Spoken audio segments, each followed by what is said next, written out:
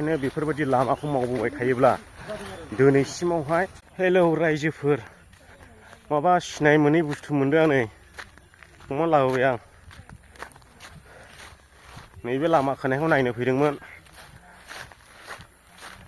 आरो नायलांगासिनो दङ नायलांबाय थादो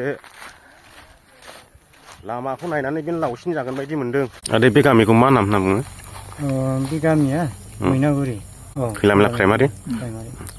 दिनैदि नोंसिनि गामियावहाय ग्रेबेल गारनानै होफैबाय रायजो राजानि थाखाय सरखारनिसिम मा गोजोननाय जासिहरनो सानो दा जोंनाव खुनु सेंसन खुनु दिन हाबफेराखैमोन नालाय दा जेनेबा जोंनो बेखिनि लामाखौ खोफुंना होफैनायनि थाखाय गोदो BPF 17 बोसोर सरखार सालायनाय समाव बेफोरबायदि सरखारनि खामानि मोनफेरदोंना मोनफेराखैमोन गैया मोनथ'वाखैमोन मोननाया दा जोंहा नैबे दिनै जेनाखि लामा खोना होफैबाय इउपिपिएल गभर्नमेन्ट बे प्रमद बर' सारनि दैदेननायाव दा बे जोंनि बे लामाखौ खोना होफैनानै जोंखौ गोजोन होनायनि थाखाय आं नैबे प्रमद बर' सार बिथांखौ आङो आंनि गोसो गोरबोजों रोजा रोजा साबायखर बावनाय थाबाय आरो स्किम गैयालासेनो नोंथांमोननि गामिखौ अननानै बे लामाखौ होफैबाय फैबाय थानाय बिसारखौथियाव नोंथांमोननि अननायखौ सोरनो होनो सानदों जोंथ'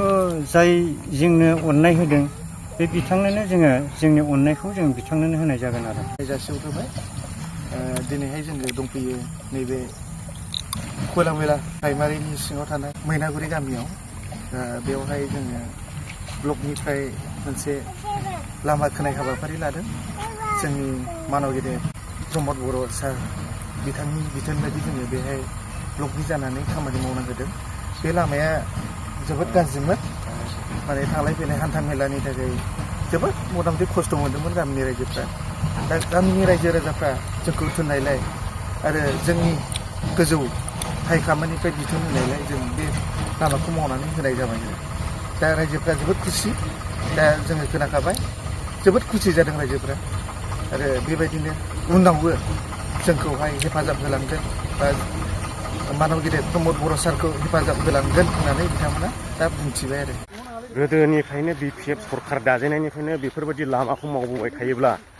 दिनैसिमावहाय प्लास्टारल' बाखि थासिगौमोन प्लास्टार होनोल' खिन्थु बे लामाया बयनिख्रुइबो बेसेबांनाखि खामानि मावदों बिनिख्रुइ गोलावसिन जेब्लाबो 2-2.5 किल'मिटारसो गोलाव जागोन नैबे लामाया दिनै मावनाया बेनो जाहैबाय थेफा बाजारनि सानजाथिं फैनानै खोला मोखां गिदिंलांनाय मैनागुरि गामि गोजोनाय बायदि नुखाबाय माथो गोजोखाबायानो खनसे बेखौ खुगाजों जावफा जावस्रो नुनांगौ गिदिरखौ बोखारनानै बरिया जाबाय लामाया बरिया